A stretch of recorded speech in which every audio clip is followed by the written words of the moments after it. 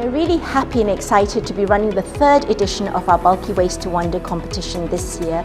We've seen a fantastic turnout by students and teachers this afternoon at the design workshop, and we're really excited to be working together with the students as well as our fantastic industry partners to come up with new designs. We're very excited to see what the students will be able to come up with this year.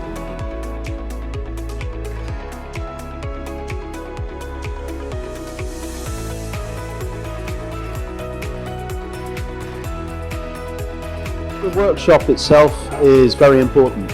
I realise the children are getting an excellent education, but they're not getting necessarily design competition and competitive advantage education and design process, and that's what I've tried to contribute today, to teach them more industry standard ways of doing things and to help prepare them for the rigours of a competition with deadlines and scoring criteria, to help them with their process to be successful and give them a framework to work from. I learned quite a lot about how to present properly, how do I speak, how do I take notes, and the processes that go into designing furniture or really anything that helps solve the issue and is aesthetically pleasing as well. I feel like it's very beneficial on how they created the crates into a cupboard which can be used by many people, and it also help the people who are less fortunate. I think that this workshop has definitely influenced me. The main reason is because